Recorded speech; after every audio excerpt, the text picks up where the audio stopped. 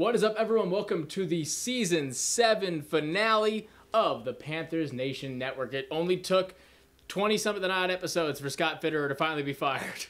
Yeah, look here. I'm glad we finally got our wish. It's what we've been asking for. It's what we've been hoping for. And it keeps me out of the fan transfer portal. I now will be withdrawing my name. I am now back. I'm with the team, at least for the next foreseeable future. Ready to ride or die for another year. Right. JB, how we thinking? It's what we've been asking for. You know, I did put that in the text chat that Shontis can now, take his name out of the portal. There's still a lot of work to be done, but I think there's a little bit of a great cloud lifted right now. Oh, absolutely. And we figured it was going to come around this time. We figured Black Monday was probably going to be when it happened, and I think that you could tell from the statement, like, it was ready to go. It was done. It was a done deal. Like, there was nothing that was difficult about it. I'm just surprised it kind of took this long, to be honest. Like, I still never understood the practice of not firing him when you fired your head coach. Especially like then you do it the very next day after the season's done. Like, what was he in the building for? Exactly. And we always wondered that, and everything about the Tepper process since he's been here it's taken a bit too long to kind of get a clue. It's taken a little too long to make some of these decisions. I'm glad he's finally made them, but again, what do we do now? How do you go about the next search? Are we going to do this properly? I mean, I have heard things about him hiring a firm to help him with the next GM and head coach search, which things that we've been asking for. So I mean, and I gotta hope the next step is hiring a president of football operations. Now one Cam Newton has thrown his hat in the ring, one of his mini hats, large feathered caps, like one of the. But to go off of that, like, what would you actually legitimately think about that being a possibility? Like, what is your practical, non-emotional thought process on him having some involvement with the organization? I'll let JB go because he got. You mean in Cam? You saying Cam? Yeah, not GM, not like president of football operations. I don't know about president of football operations. I would like to see him brought into the fold. I think he left on a little bit of bitter terms. I could think of a couple of other people I may see from a perspective of being a little bit more of a viable candidate for that role. I'm not saying that he can't do it. I just don't see it being something right now that we need. We need somebody with a little bit more history behind the scenes, understanding a lot more of salary cap. I'm not going to talk about personnel. I think he would do a good eye for personnel because of his 7v7s that he's been running from his time at Auburn and from his time at the Panthers. But just from a business standpoint, I would like to see him brought into the fold more and get a little bit more training from that perspective. And I don't think him and Tepper would work well together. I don't see that being a combination where it would be a smooth relationship. I agree in that regard. And I think, honestly, the president of football operations would have to be a very loose term with how that is, with whatever responsibilities or roles he would be given. The one thing I would say is that I think from, honestly, an off-the-field standpoint, it would make more sense than an on-the-field standpoint. Like, he could still be able to give his 2 cents here and there about the way things are going on the field.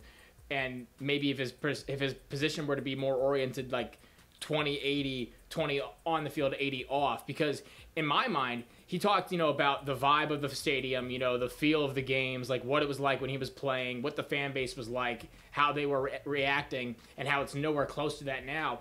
You look at the Hornets and what they were able to do since Jordan became the owner. For everything that he didn't do on the court, the one thing I will say about the experience of the Spectrum Center flipped on its head. From the Bobcats to the Hornets, it feels like a basketball arena. It looks like a basketball arena. All the bells and whistles from the locker room to the concourse to everything. You could tell Jordan had put his stamp on almost every part of what was going on inside a Spectrum Center. And then from the jerseys to, all that kind of stuff, that was all Jordan. So I think from kind of the same way with Cam, I don't think there'd be a better person to improve the game day experience than Cam Newton. For the way he is as a person, think about almost from a like a hype man on steroids. There'd be no one better in the building on Sundays to like hype the crowd up. We talked about the guy who was in there, did an okay job for what he was trying to do. Right. I mean, it's got to be the hardest position to try to hype up the fans in that building. But think about it, Cam, I could picture him running up and down the sideline, you know, like he would have done back in the day as a employee of the Panthers, you know, the almost like a perennial hype man to keep going, but then also to boost, you know, like veteran relations for the players, you know, that have come and gone, to bring them back into the fold, like to hold different events and be the kind of almost spokesperson for the Panthers. The man is a walking, you know, TV. He's a character. Absolutely. His presence in the building alone, just go back to him coming back in the Washington Commanders game a couple years ago, knowing that this team wasn't anywhere close to being a playoff team, and even though we were excited about his homecoming, we knew this team wasn't going anywhere. The presence he brings into that building that alone is enough to make me want to have him involved in some type of way. Whether it be the president of football operations, I don't know, but in some type of capacity, he has to be in the building because that is necessary. It's just wasted potential. It's so much wasted potential. Yeah. You need somebody that can bring the feeling back, the feeling of like, oh, this is what keep pounding means. And again, we've lost so many guys that were a part of that, and you know, Luke was a part of the franchise there for a second after his retirement. And he's been doing the game calls. He's been doing the radio calls, but that's more honestly with FNZ than it is with, but it's still perpetrated by the Exactly. Panthers. You can have somebody in the building that can help permeate that feeling and we have an understanding of what it's like in the building and how to get fan engagement going. Like if anybody can get fan engagement going, the most charismatic figure we've had in franchise history is definitely the guy to do that. I mean, he's even, you know, especially as he builds his podcast up, he could lead your localized Panthers podcast, and we know with like guys like Micah Parsons, Von Miller doing these things as a player still in the league. You know, he could be doing it, getting guys on, former players. You know, the in-house content you could put out with Cam Newton would go through the roof. It would be easy money every single week. And like you said, I mean, that week was the closest this stadium ever felt like 2015. Closest. It has never felt like that again. It was sold out. Him coming in was insane. Right. It was ridiculous. And so if you want to, that's the thing is that, like I said, 2080, like, given his consulting, you know, ability on field for some of it, like very hands off, it would have to be like a VP of like game day operations or something like that. Right. Like something more localized. But with that though, I think there's a couple of negatives, and I don't want to sound like, you know, I'm hating on it, but two things. One, you talk about his charisma. He would be larger than life, so he may overshadow some of what the team is doing just from who he is as a person. Not saying it would be on purpose, but that's just who he is. That's one. Right. Yeah. And the second thing is if Cam starts feeling like he's being a puppet, it's not going to be a good ending or a good relationship at that point. No, so that's a very good point. I would be that's the careful walk you have to walk in that path, right? If you want him to be that person, like you're saying, Jack, that's the negative part of it that you have to already understand. Just him in general, he's larger than life as is. So to have him in the stadium, he may kind of feel bigger than the team almost, right? Yeah. And then the second part, as I just said, if he feels like he's being used or he's being puppetized, it's a problem. Because don't get me wrong, I don't want him to be a glorified mascot, you know, but they're like just being at the game on Sunday, like it was not a Panthers football game. No. Like it was in terms of what was going on the field, but and it's different, honestly, JB. Like being in the building, like you can feel the lifelessness, and obviously it has built up to the week we were at, week 18, nothing to do. You know, we knew what it was. We knew what it was going to be coming into it. Right. But even so, like even the quote unquote high points, like, you know, and we can get into the analytics of it later, but like even the high points were not like what they were, you know, even a year or two ago. It would take Cam Newton having to say, like, I'm officially done with football. I don't want to. Not because I can't, but because I don't want to. Right. Because he's still sitting on that fence where, like, we know he's done, but if he... Until he says it. Yeah, I'm not going to believe it till I hear it from him. That's absolutely fair. And I think, like I said, JB, we were there the other day, and there's no sense of pride of what being a Panther fan is. Like, there's like nobody...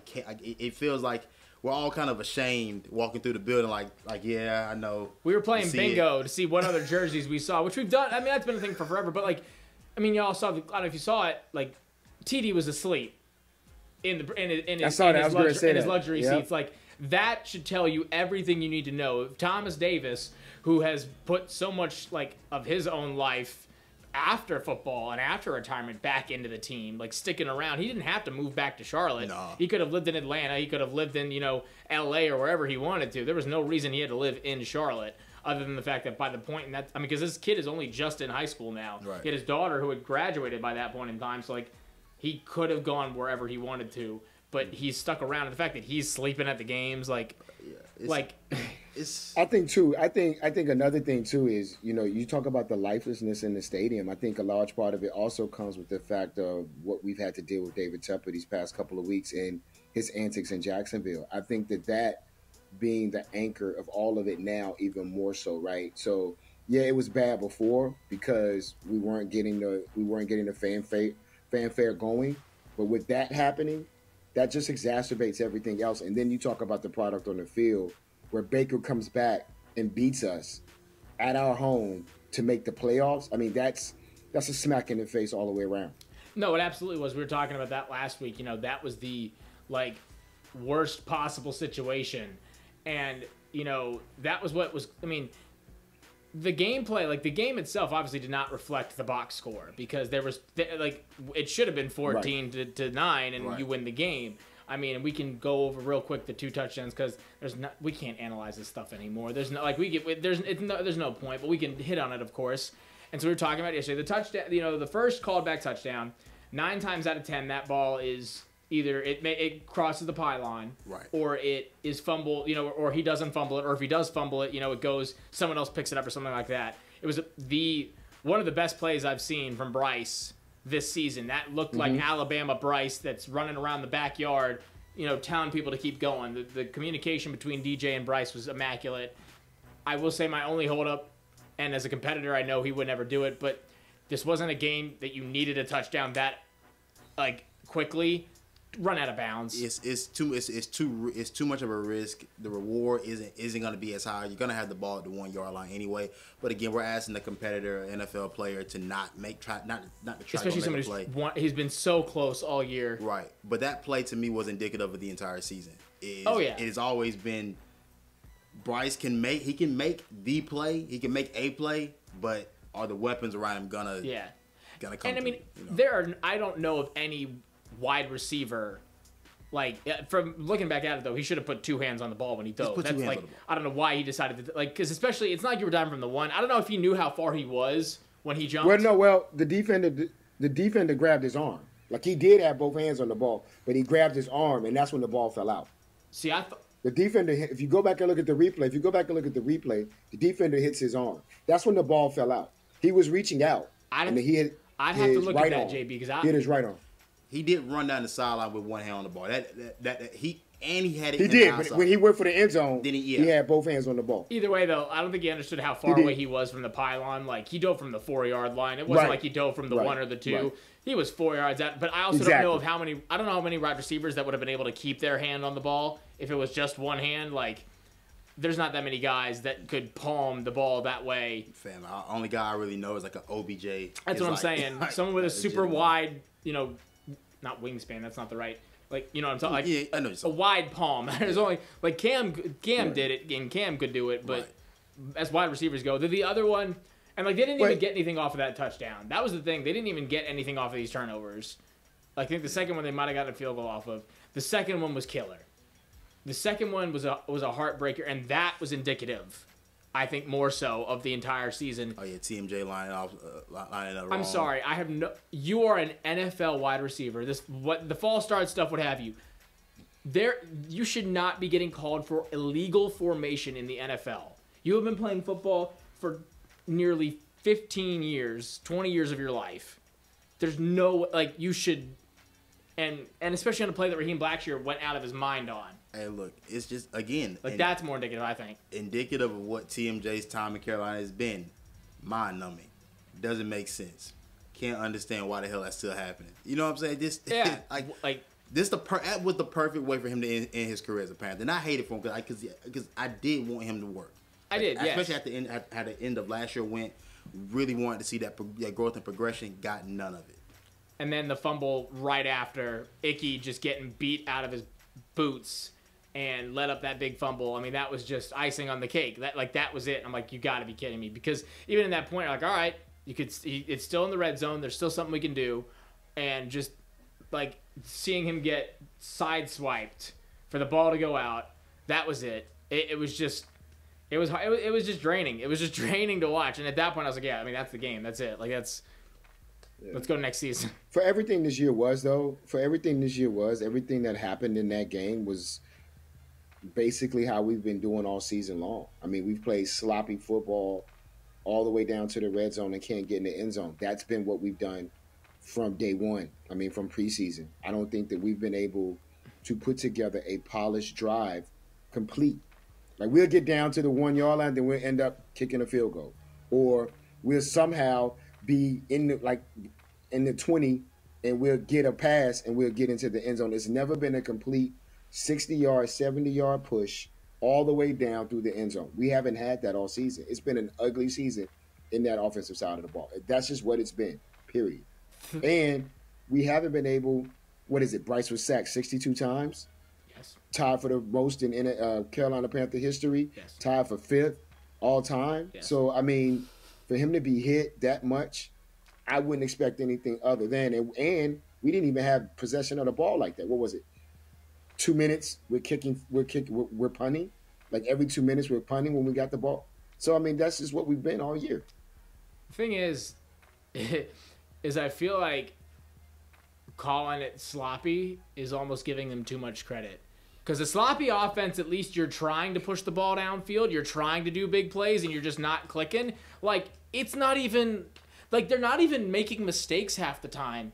They're just calling bad plays that don't gain any yards. It's three quarterback or 3 halfback draws or halfback reads, and you gain 7 yards, and then you punt the ball. Like, it's not even like they're doing anything wrong. Like, especially when you get in the red zone, they're not calling... Like, they're not missing on plays other than some of, the deep overthrown balls, like those kind of things. But that's one in a blue moon. Sure. Right. Like, the one play that really pissed me off last week or the other day was the seam to Ian Thomas down the middle, like a 30-yard pass. Ian Thomas only has a step in front of Levante David. And I'm like, why is Ian Thomas the one?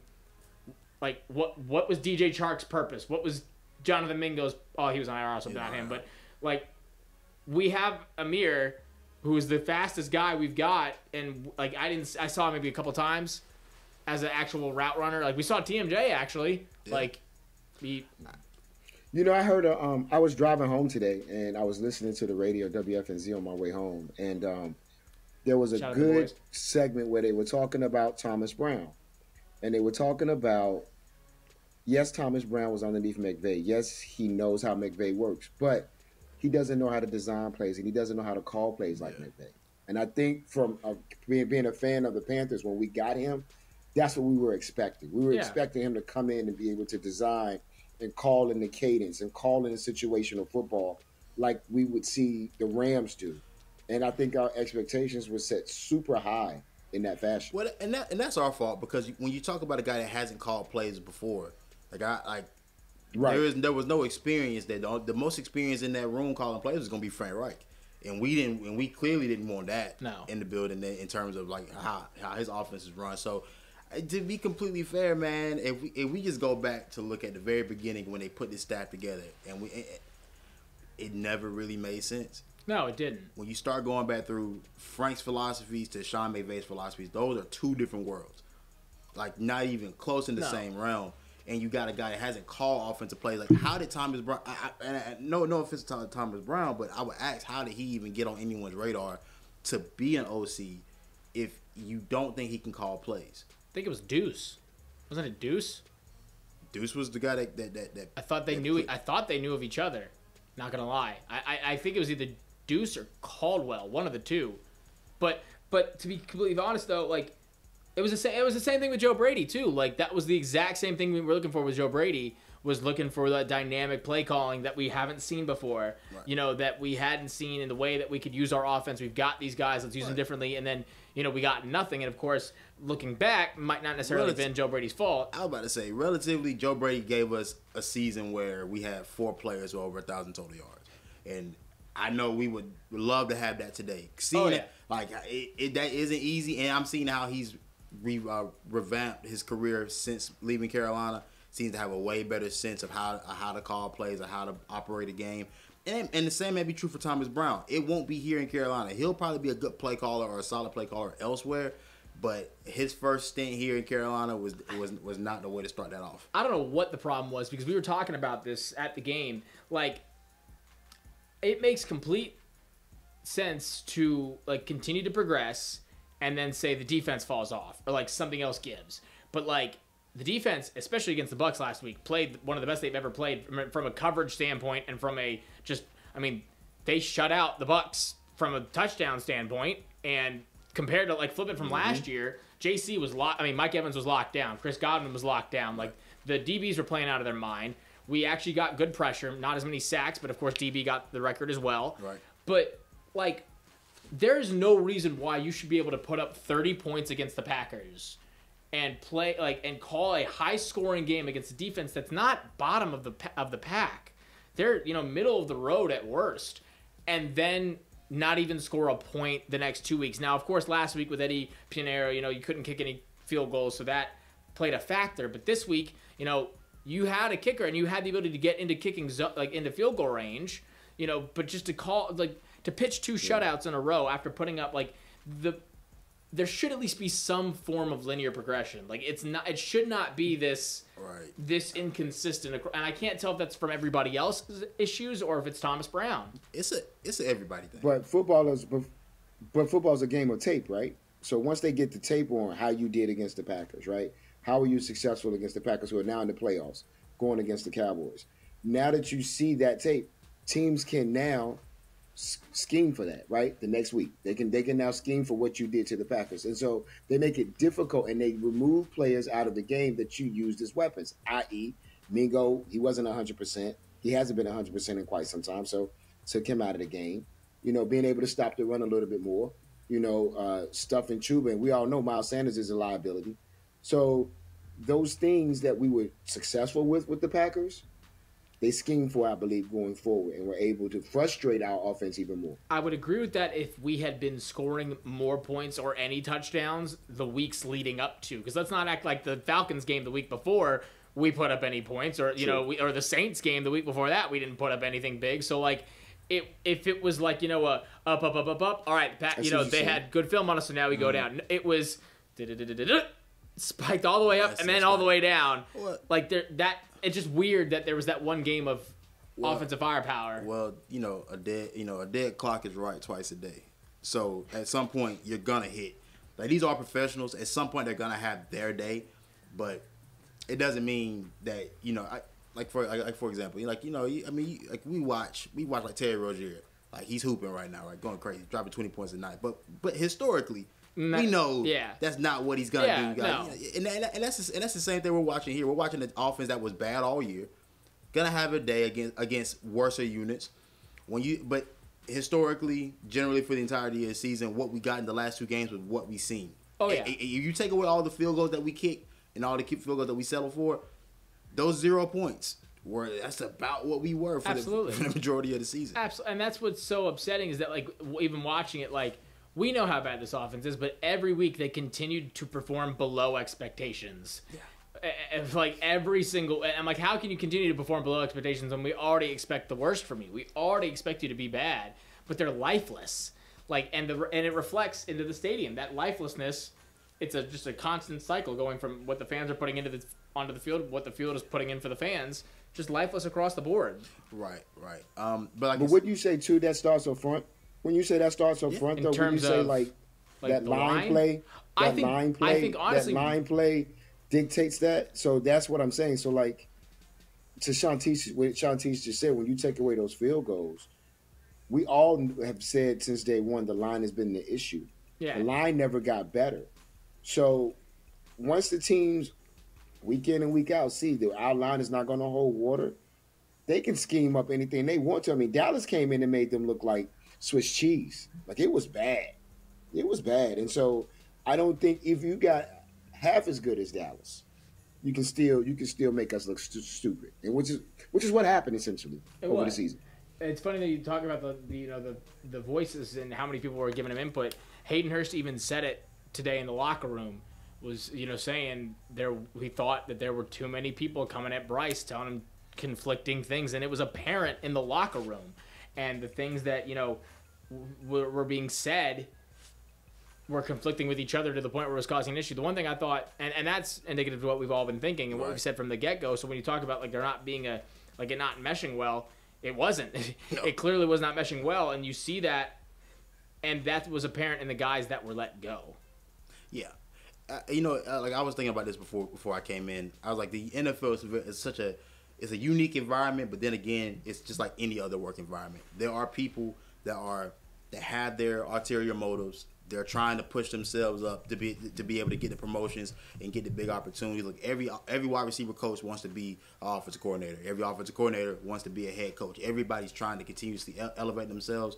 And in the situation that we've seen that have worked, everybody understands their role and what they're there to do. And when you got so many guys that have umpteen years of NFL experience, from D'Angelo Hall being a Pro Bowl level corner to Deuce Staley being an assistant head coach elsewhere before even getting here and then having his NFL experience, and even Thomas Brown and then Josh McCown, you got a bunch of guys that probably think that they're the smartest man in the room, when in all reality we need somebody to be able to follow. Somebody's got to lead, somebody has to follow, and somebody has to be able to say, hey, I won't get the credit for this, but this is the best thing for us to do right now. And to me, that's what we saw from the guys that were let go. That's what I kind of felt like we were seeing. We were seeing a bunch of guys that really probably wanted the credit and wanted their input to be heard, and it was a little too much for a rookie quarterback to have to deal with for the entirety of a season. Yeah, and then it makes it even worse when you hear like the stuff from C.J. Stroud, where he said he had much less responsibility in this Texans offense than he did at Ohio State, and that reflects on simplicity. Not dumbing it down for lack of better words, but zeroing in on what he does well, building around what he does well, and making sure the other pieces in place. Because that's what I mean. Football's an 11-man game. Like everyone just needs to do their part, not one guy doing the part of five, or one receiver doing the five receivers doing the part of one. And a lot of what that would have been for Bryce Young would have been a different receiving core in general. Like I look at Green Bay. This is the same receiving core in Green Bay that Aaron Rodgers swore he couldn't work with anymore. But that young group has been one of the better groups I've seen all year. Dontavion Wicks, Bo Melton, Romeo Dobbs, Jaden Reed. Like all of these guys have been productive in some shape, form, or fashion. These guys are at most have 3 years of NFL experience. Well, the leadership there is different in that they can respect Jordan Love for being there for as long as he's been there, but he's young enough to relate to those guys. Absolutely. So that's the difference, right? So comparing that is kind of like saying your uncle is quarterbacking, and then Shontis, you come in next year, you've been sitting behind your uncle, and now you coming in, and they're like, oh yeah, I like Shontis. Yeah, we went and hung out and watched the college game yesterday. Like that's the different conversation, which is why C.J. Stroud, if I must speak on that, it was always rumored and always stories on how C.J. Stroud, when he got there, he hosted a dinner every week at his house for the entire offense. So they would come in and sit down and just talk. And it wasn't even necessarily just about football. It was just them talking about families, how they're all coming in together. I do not believe Bryce did that. I don't think he felt comfortable enough to do that. I think a large part of that had to do though with the culture that was created from Tepper down through Frank Reich, down through Caldwell. Those coaches, they never coached like that. D'Amico Ryans came from an organization that was very similar in that mindset. See, and I actually think, and let me preface this with, this is pure conjecture, and from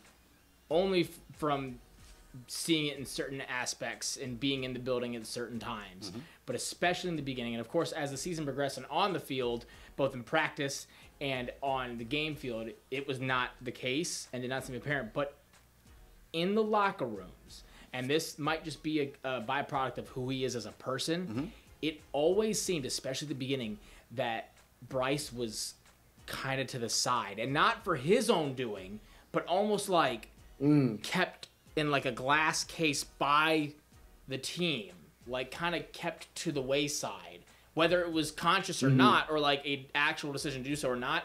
But especially from the beginning, I mean, they're always going to shelter him from the media, but even walking around the locker rooms, like, and seeing how they would, in small doses, of course, day to day, but it was always like there was kind of an air around him that it was like. But that's the culture that's created by the coach. That's what I'm saying. Like it wasn't Bryce created by the coach.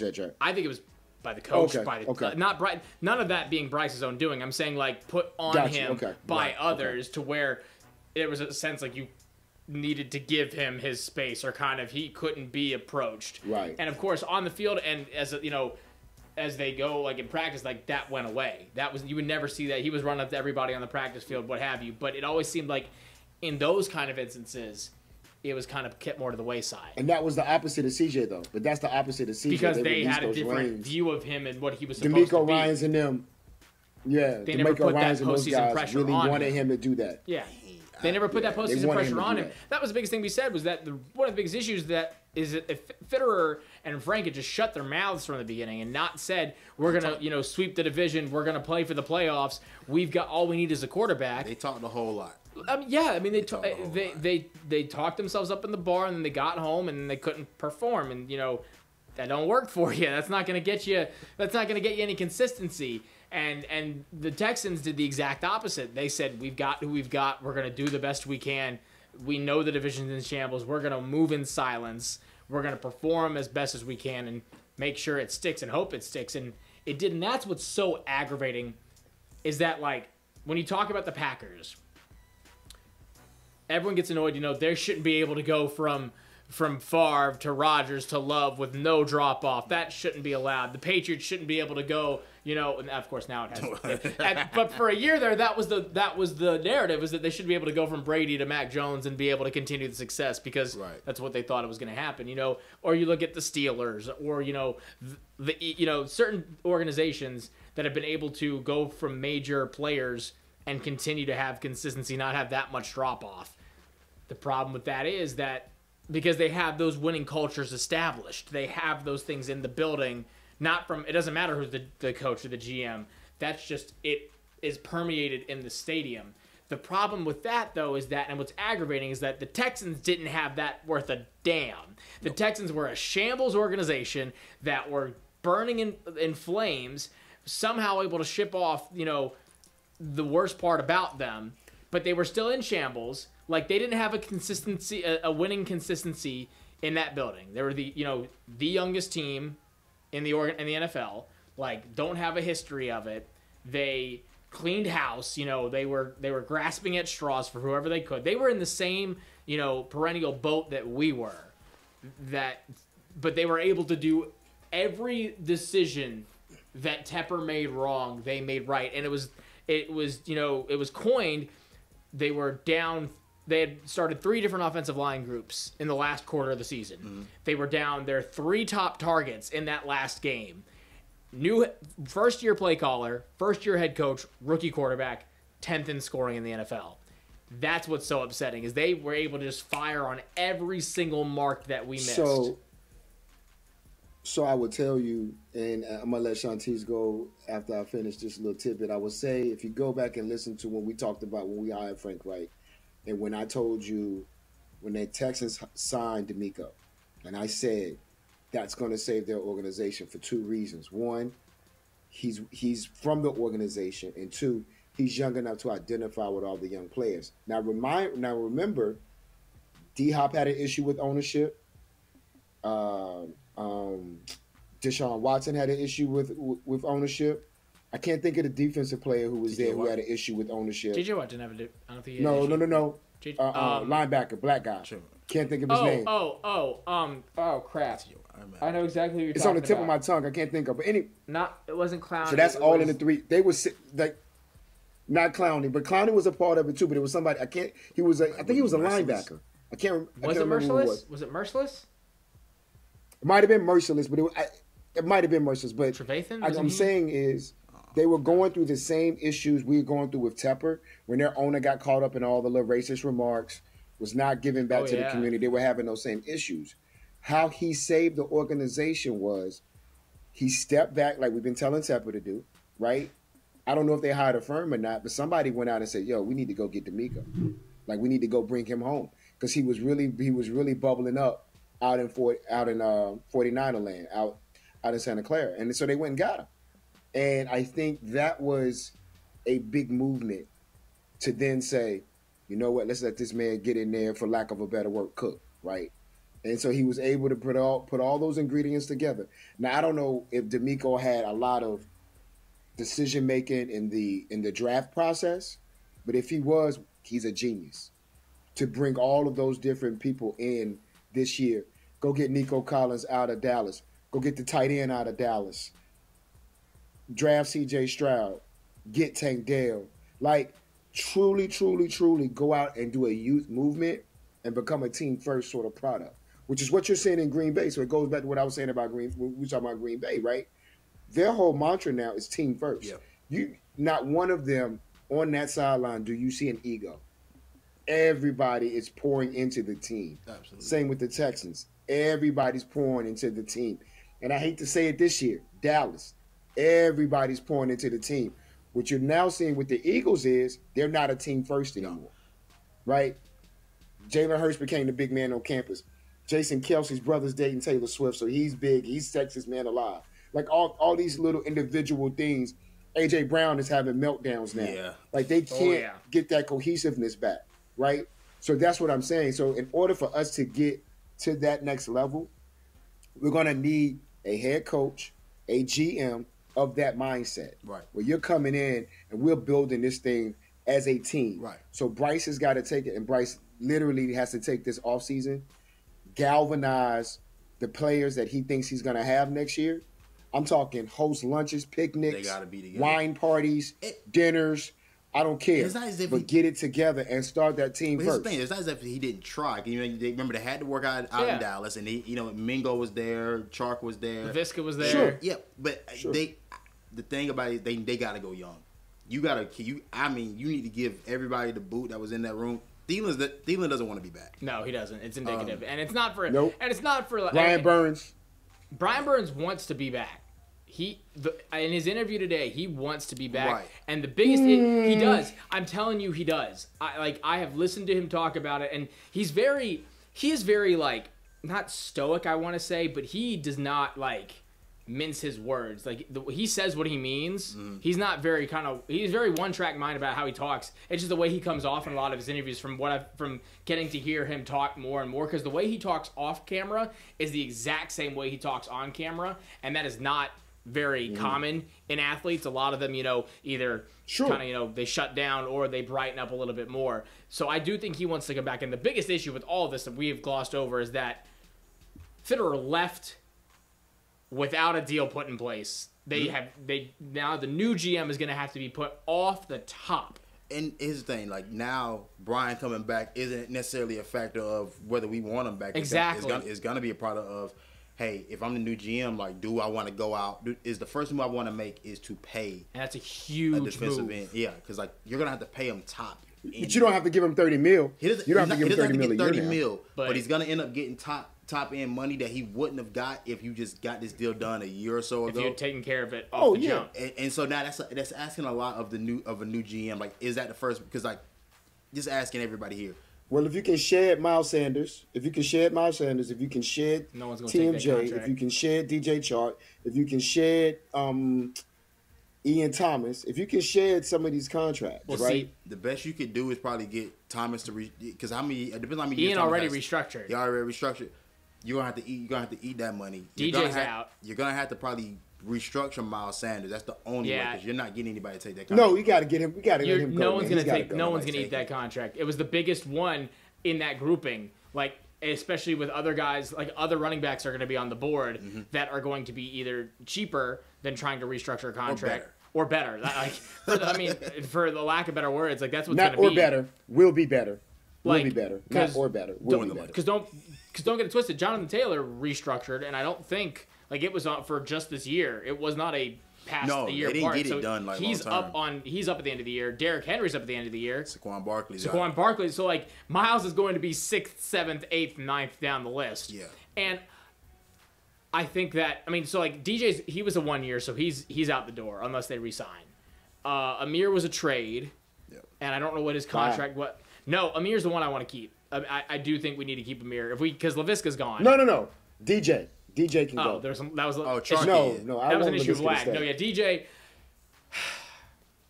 It's just wasn't enough. Here's the thing. We knew that was the one signing. We said that at the top of the year. Like, that has to work. Yeah. If that doesn't work, this whole season's going to crap. Yeah. And that's exactly what happened. So then some other ones, but you're right, though, like, because that if you look at the Titans' new GM they brought in, he was presented with Ryan Tannehill's contract, with Jeffrey Simmons' contract, and Derrick Henry's contract right off the bat. And he didn't touch anything with Tannehill. He didn't touch Derrick Henry's. He restructured Mike Vrabel. And then he gave Simmons top dollar. All those moves make sense. All those moves were what you wanted it to be. But he didn't trade off Derrick Henry. This would have been the year, but he was hesitant to do so, and he was actually trying to. And the owner vetoed the trade. And what'll likely happen with the new GM is Derrick Brown will probably get his just due this year. He has to. Brian Burns. Actually, he's got another year. You probably want to go ahead and get that done today. Yeah. You want to sign him now, though. They'll probably exercise his 5th-year option, I'd say. That's from a monetary standpoint, from the cap space they have this year, from all the if they're trying to revamp that offensive line, if they're trying to get Bryson more weapons, I think you have to take every shortcut you can. And so. Well, here's the deal. What's up with Jeremy Chin? Is Jeremy Chin out the door? His contract's up. Shaq Thompson. Shaq, is he out the door? He restructured and resigned, but for less money. But unless does that mean his contract's he not wants up? To leave? He may want to leave. It don't matter unless you request a trade. His contract's not up, and even then, he's the only one that can get I give the grace. If you want to leave, you can go because you have given so much, right? And you're the only one besides JJ Jansen that's been there since that remembers going to a Super Bowl.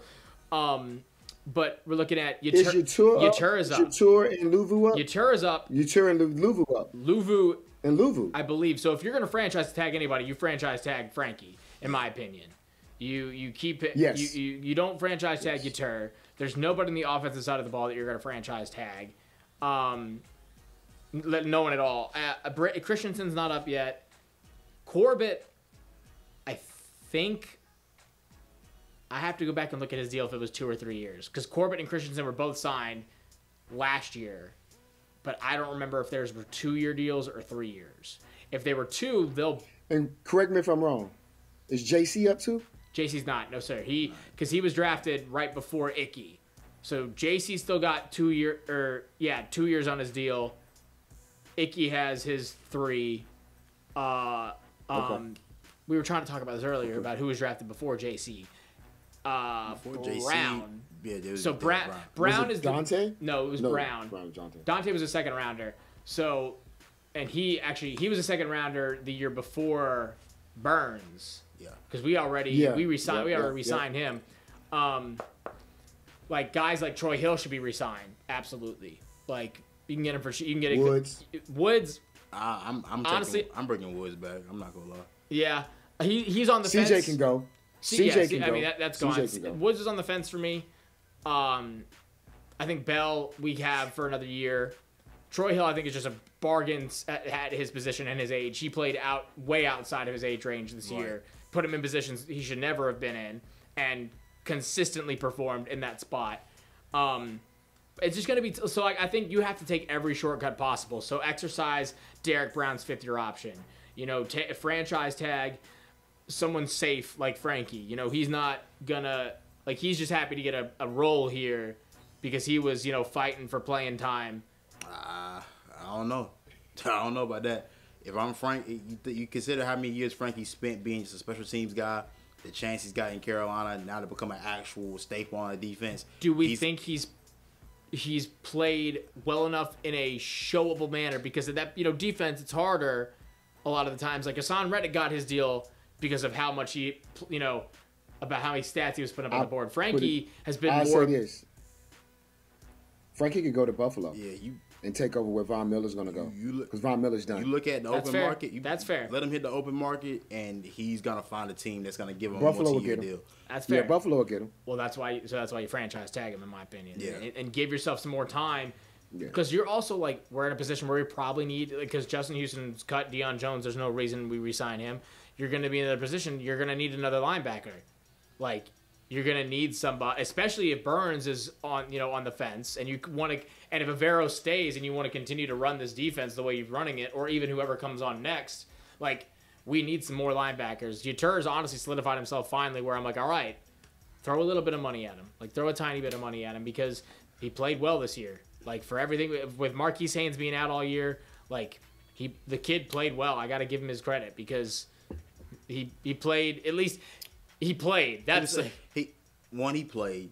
Two, he did show me signs of being able to be a guy opposite of a number one edge rusher. Like, I started to see some signs of that. He's solid in the run game, which we've always known to be a strength of his game. Anyways, the only thing about it is who's your lead pass rusher going into next year. That's the problem. Is if you don't throw the bag at Burns, then, and even then, so, like, he was getting, like, his production for not only, he wasn't 100% healthy the entire year. Right. I don't think at any point he was 100% healthy. And then because of the way our line is, like, you have to go one way or the other. Derek Brown is benefiting from the fact that they're focusing on Brian Burns, shoving it up the middle. You see it in the stats, in the record books. He got that many tackles because the ball was coming his way that many times. So it's the same thing with Burns. Like, they're all going to him because they're not going anywhere else. Because who else are you going to go to? Right. I think as far as defensive tackles go, Shai Tuttle is a nice guy, and he is a Carolina kid. Unless he takes a pay cut, I'm not keeping him. Deshaun Williams can walk. The only defensive tackle we brought on that I think can deserve to stay was Nick Thurman. I think at the end of the year, he really, really showed to pair well with Derek Brown and made an actual impact. He's still, not that guy. Like, I would personally still want to put someone with Derek Brown. But like I said, we're going to have, if we want to, the defensive side of the ball, we need to keep, honestly, as close to the hip as possible and what it was. Like, just try to retain, re-sign for, within reason. But that, because the offensive side of the ball is where you need to flip the script, which is what we were hoping we wouldn't need to do when we did this mass exodus and mass migration and flipped your entire skill group on its head. But we're going to have to do it again because clearly these guys don't work. Unless, the only thing I can think of is this. Well, we got 40 mil. We got 40 mil though, right? We got 40 mil in cap. We got money. The only thing, but you also then, we got to throw money that still accounts for, I believe still part of it counts for the coach and GM. Yeah. So you still have to, if I'm not mistaken. Now, as far as that's the only thing, just tell Tepper to pay the luxury tax. Tell Tepper to pay the luxury tax. He'd be all right. The thing is, the only thing I can think of is that if maybe somehow like a different head coach, like we said, a younger guy, younger GM comes in and they are able to make whatever this was work. That's the only bright spot. But you can't bank on that possibility because then you're, up a creek without a paddle. Now, as far as the GM search goes, they've hit the ground running already. They have 9 interviews already requested for GM. So whether there is a consulting firm or not, they have not waited at all. The Giants assistant GM, Brandon Brown. Buccaneers assistant GM, Mike Greenberg. The Chiefs vice president of football operations, Brant Tillis. Okay. The Eagles assistant GM, Alec Hallaby. The Saints assistant GM, Kai Harley. And then the Ravens vice president of football operation, Nick Mateo. Or football administration, football administration, not whatever I said. Colts assistant GM, Ed Dodds. And the Raiders interim GM, Champ Kelly. Okay. So. Still missing one I want. It's still missing the one I want us to interview. Being? The one I'm hoping we interview. It's my man out of the 49ers, Peters. John Lynch's right-hand man. Assistant GM. Okay. That's who I want. Yeah, I still think someone from the 49ers office deserves a look, in my opinion. I mean, the way they put that squad. That's who I want. Oh, right, you just said that. I'm sorry. I think that's what I want. Yeah, Peters. That's what I want. Brain fart there. But also, I think from the Dolphins front office. That's my other one. Is my only other. I also like the Lions. The Lions too. Yeah. I got the guy to the Lions too. What's his name? Agnew. And was he a player? For some reason, I think Agnew was a player. You're thinking of Jamal Agnew. Okay, maybe, but I want somebody. I would like to see somebody out of the Lions organization to be interviewed. Yeah, I would like to see some interviews. I do like going the Kansas City route, just considering what they've done in the draft the past couple of seasons, how they flipped their defense around in terms of they drafted that entire defense that is playing for them right now. They helped them win a Super Bowl last year. Philadelphia, I would say so because their drafts the last few years. I think a lot of it's really been their free agency and how they work trades and how they work in trades. But that still goes with the GM. Yes. That does still go to GM. So yeah, absolutely. But in terms of just strictly just players that they drafted, if we look a little bit deeper into Philly, it wouldn't say what I think people think it would say in terms of the guys they've drafted. I mean, I could walk up into a war room and throw a dart at 4 Georgia players, and I know at least half of them are going to stick. I mean, that's what they've done the last 2 years. Just go Georgia. Like, I could make that. I could get 5 guys out of Georgia and probably make them starters on a football team. They've spammed that button at least 4 times. It's probably only really hit with 1 guy as of right now. Yeah. But that's neither. Be that as it may. I don't understand the Giants in the slightest. I don't know where in the world they think that is a place that has made smart decisions in the last few years. I mean, we're talking about the team that gave Daniel Jones 40 M's. Like, I don't know where you thought that was, unless he's going the route of, well, they were throttled by Dave Gettleman, and he's come in and, tried to right the ship. So if we've been throttled by Dave Gettleman, we might as well go and ask around with the people that have suffered the same. So one name I think that we haven't mentioned, and I think he deserves to get a look. I'm not going to say that I want to sign on with him internally. Dan Morgan, being as though he's been a part of our organization for quite some time. He's seen the ups and the downs. He has ties within the organization and does have ties back to our keep pounding days. I'm not saying that he should get signed on. I'm saying he should get a look. I mean, I think from a holistic standpoint, he should get a look. So I'm not saying that he should be a front runner. From what I understand, he's the one running the ship. He's the quote unquote interim right now. Like, as there's not really a need for an interim position. So he is he is handling a lot of the protocol, and I imagine will absolutely get an interview. I'm a little weary of it though, because yes, he has. I mean, for the hometown perspective, the in-house perspective, it makes a lot of sense. I think the players would really vibe with it, both former and current. My fear is that he has been there a while, but I'm a little worried about how much then that means the last few years have kind of seeped in and left their mark, and how willing he would be to stick up to Tepper, knowing how, seeing how the game has been played these last few years. My worry is he might honestly just be like a Scott Fitterer shadow, and kind of just let Tepper make a lot more of the decisions as well. Yeah, I'm gonna be honest, I can't risk having anybody that's a layover from the previous regime. Which sucks, because Dan Morgan, in any other light, probably would be. Right. Everybody that, I'm telling you right now, if you came here with Scott Fitterer being in place and Matt Rule being in place at any point in time, that was career suicide, unfortunately, for everybody, players and GMs alike.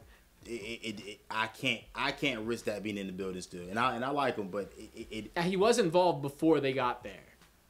He was put into this. Right, that's what I was going to say. He was put into this position because of their presence. Once they got here, he got put up in that spot. He had connections as a scout, for a while before they got there. But that's where I do think there would be some pros enough to warrant an interview. I just think that I agree. If this was his first, and it's tough because it is, yes, your first, it's only your second GM, quote unquote, as an owner, but that's not the reality of the situation. This doesn't feel like your second GM as an owner. This feels like your third, fourth chance. If the situation wasn't so dire, I would be willing to take a bigger gamble on him. And it's almost like if he was on the 49ers right now and doing what he was doing and, doing the same level of performance at the same position, I would be much more willing to be like, yeah, bring him in. He's a former player, former Panthers player. He's done well in that organization. They're a successful organization. If he was coming from a successful organization, we shouldn't be going to anybody who's not a successful organization. Right. That's my thing. And so that's where. So why are we looking at the Bucs? Why are we bringing in anybody from the Bucs or the Giants? The Bucs I agree with. The Bucs I do agree with, because we were talking about this beforehand. They were on that train of that the Rams started of, you have your roster set in stone. It's a solid roster. It just is missing one thing. Mm-hmm. They make the trade for Brady, or they pick up Brady, and they get a ring automatically. And it wasn't because and they were still able to perpetrate success the next year. It's not like the Rams, where they were kind of teetering a little bit. Now they've gotten back up again. Mm-hmm. They stacked that roster, and albeit with guys that were on their way out, but they have continued to at least. They've won the division 3 years in a row. Productive guys are guys they drafted. Yeah, or picked up in free agency in certain ways. Especially that Super Bowl year, we saw, they were easy deals, but it worked out to get Antonio Brown, to get, Leonard Fournette, to get Rob Gronkowski. Right.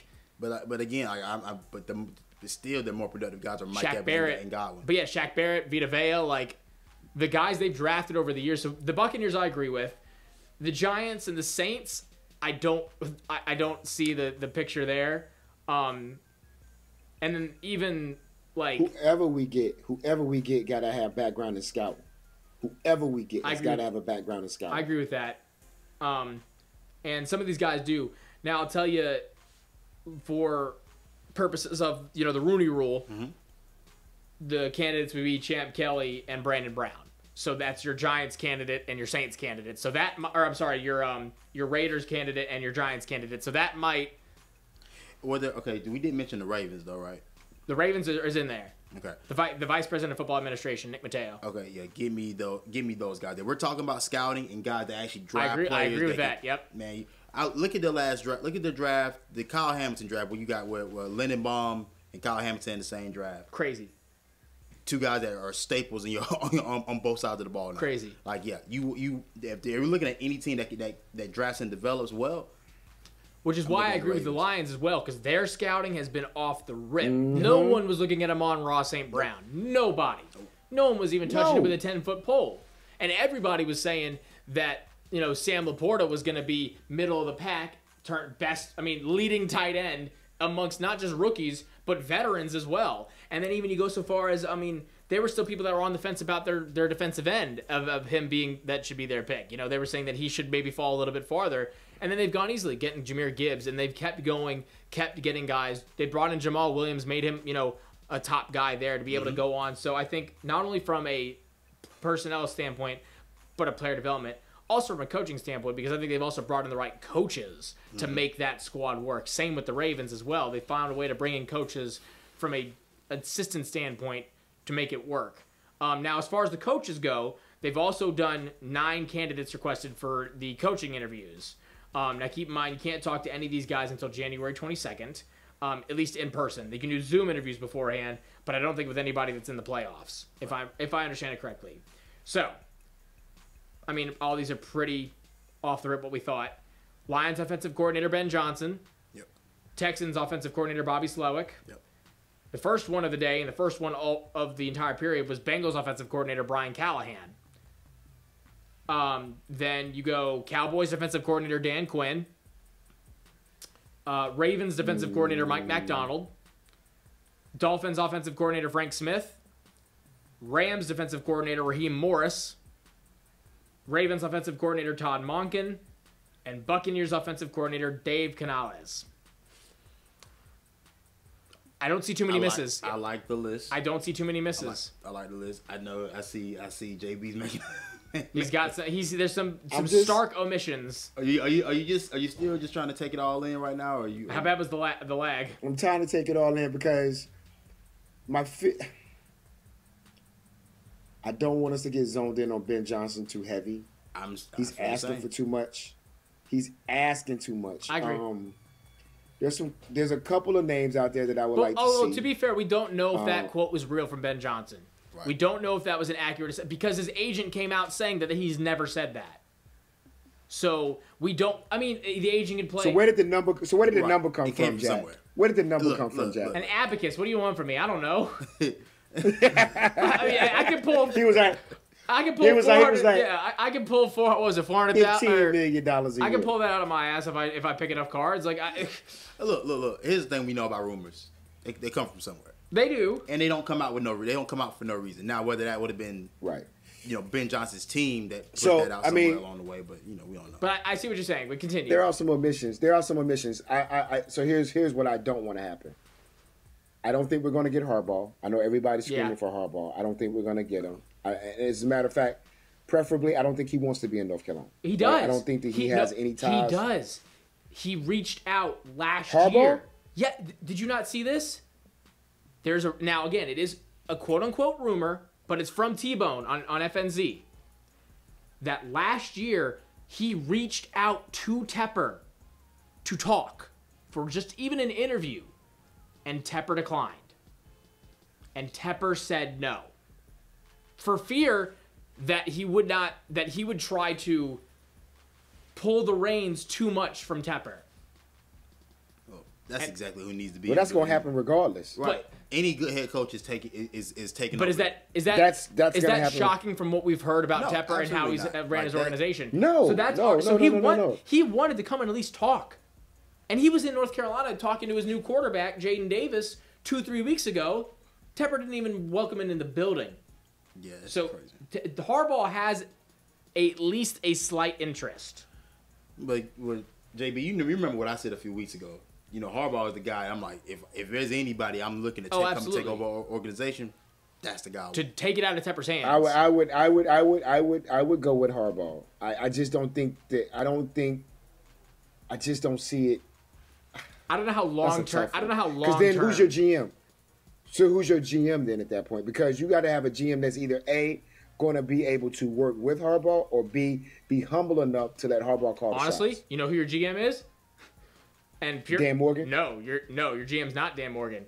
Your GM comes from someone who's already spent multiple years working with another Harbaugh, and that's the Ravens VP guy? of football administration. Well, you do know they're all going to the game tonight. They're all at the game Oh, they tonight. absolutely are. But I'm serious. Nick Mateo, he's worked with a Harbaugh. Their coaching philosophies can't be that far off from each other. That works. So that works. In my mind, that works for me. I mean, if it pans out, or you find someone who was on the 49ers 5-6 years, who had ties with the 49ers when he was there. So that's why, that's what I'm saying. The right hand guy of Lynch is who I really want us to interview if we can get him. But I don't know if he was on the 49ers around that time period though. I don't know if there's anybody like I think he's been there. I gotta look him up real quick. I think he's been there like 10 years. Because that would be your two options if you go Harbaugh. Is you go the guy who's got the Ravens, right, and you got the guy who's been and you got someone who's worked with Harbaugh in the past. Exactly. I'm with that. And here's the thing also. I mean, like, I'm not like you said. I don't want to get too caught up on Ben Johnson. It's not a foregone conclusion for me. There's still great candidates out there. Bobby Slovic is also another guy that I'm like, considering what we know about him to work, how he worked with C.J. Stroud, having an affinity having a propensity to be able to work with young QBs is something I'm looking at right now too. I mean, Ben Johnson, give Johnson his credit. Jared Goff was a professional, and Jared Goff was a quarterback that had gone to a Super Bowl already. Credit to Ben Johnson for putting him in a position to be able to revitalize his career. But I do, but again, there are other candidates that deserve looks. Frank Smith from Miami as well. I wouldn't mind looking into that. And again, the Ravens DC as well. I'm not against going with the defensive minded guy. I'm not. I thought the last time we felt like we had the right guy, he was a defensive minded guy. So again, it's not too much out of the realm of possibility to also grab one of those guys as well. And we also got to understand there are better head coaching opportunities out there right now. Atlanta firing Arthur Smith presents probably the best head coaching opportunity to date, because they at least have a team that's in place they at least have draft picks. Okay, that'll give you. They do have a wide receiver that they like. They do have a tight end that they like. They have a running back. They have a running back room. This is true. They had weapons that were just sitting there for no reason. Right. They're probably a head coach. They're probably a team that's truly a quarterback away. Yeah. From being a problem in the NFC. And in this class, if they could get a quarterback out of this class, either get a quarterback out of the class, or Justin Fields being sent out the door from Chicago. Yeah. Definitely presents a possibility for them as well. Like, they're a team that's very dangerous in terms of they can flip their situation around in an instant. They're truly not that far. And even LA, I mean, from a weapon standpoint, in terms of proven ability, like Justin Herbert sitting right there. Yeah, with Keenan Allen and Austin Eckler, if you can get them healthy. So for Ben Johnson, chances are, and we talked about it before, we're gonna be interviewed by these candidates as well. In terms of that, there are better situations out there. There are owners that aren't as hot headed, that aren't as short tempered to be able to give them some time to be able to work. Look, some of these situations will present you with a shorter timetable because LA, they're gonna need you to be able to get that situation turned around, but it's a better likelihood that you'll have success there in these places than you'll have in Carolina. In Carolina, you gotta hope that you'll get the time and that everybody's patient enough to be able to let this work and materialize. And that's why I don't want to put too much on it, especially as we start to wrap up here, because we saw last year a request for an interview don't mean jack if the guy don't want to come and talk to you, and so I don't want to get too zeroed in on any one of these guys. I will say though, I agree with you on the defensive mind standpoint. I think that's the way we should be going, to be completely honest. And for me, if that's the case, I mean, I'm looking Mike McDonald from the way that he's played against these high-powered offenses and shut them down week in and week out. I think, and they've consistently done that. Their offense has always kind of wavered a little bit. Their defense has not. It has been the focal point of that Ravens team thus far. And so that's where I kind of want to go with it. But I do agree, some of these guys, besides Ben Johnson, I do think guys like Brian Callahan and Frank Smith do deserve some looks. And so my hope and prayer is that they take their time. And I do think, unfortunately, the one thing I do not like in this list, Ben Johnson's probably, and maybe Dave Canales are probably the youngest guys I see that I'm eyeballing. They have pictures with them. Maybe Raheem Morris too. These are about the youngest guys I'm seeing. I mean, Dan Quinn, Todd Monken. Raheem Morris is intriguing because he's got head coaching experience. He was actually a very decent coach when he was with the 49ers. He got a raw deal. That's right. I do remember that. They switched over. It was either ownership or GM. I was trying to remember why. I can't remember which one it was. So he does have head coaching experience. So did we interview him last year? Came in 2016. No, we did not. Okay. We did not. He was on the list, but we never interviewed him. Right, I knew he was at least on the list because he was called out, which is going to be intriguing about the Eric Bieniemy conversation in Washington, because I don't know if they're going to move forward with him at all. I think he's not going to be on that roster. I think he's not going to get that job. They're really keen in, because I just looked up Peters. Peters joined, like I said, he joined the 49ers in 2016. Jim Harbaugh was there. His last year was 2014. Okay. However, I will say this. With that said, I don't see EB getting that job, which would be interesting if he doesn't. They're going after Harbaugh as well. They want a high name to come in. They want a GM to come in as well. And they are a quarterback away, and they have the number 3 pick. I don't actually know. Washington, I think they have the number 3 pick or the number. I don't even know. They're top 5. Yes. Because I think they're going to end up with Penix.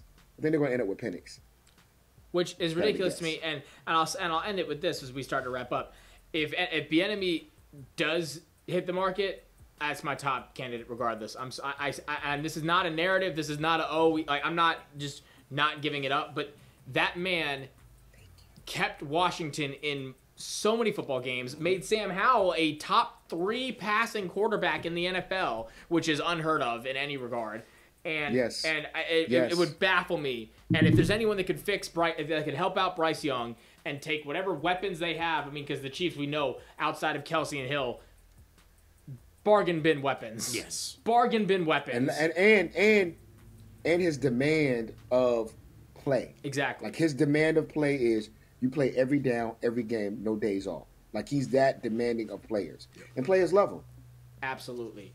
So up until that, though, we got to just cross our fingers and keep holding our breath and see what happens as we go into this offseason. Of course, that will wrap things up for us for Season 7 of the Panthers Nation Network. It has been a crazy season. We've gotten to be able to film in person, in location. Thank you so much to Locker Room Charlotte and our guys for keeping us at least looking nice every week while we're, in depressive states over the state of our team. Again, either stop listening if you haven't come checked out yet, because we've said this every week. So if you haven't come here, you don't like us. So stop listening. Y'all got to come out here and check it out while you still can. I'm not going to say anything else, but to this location while you still can, and check out all the cool stuff they got. For sure, man. Like I said, it's been a great ride here, man.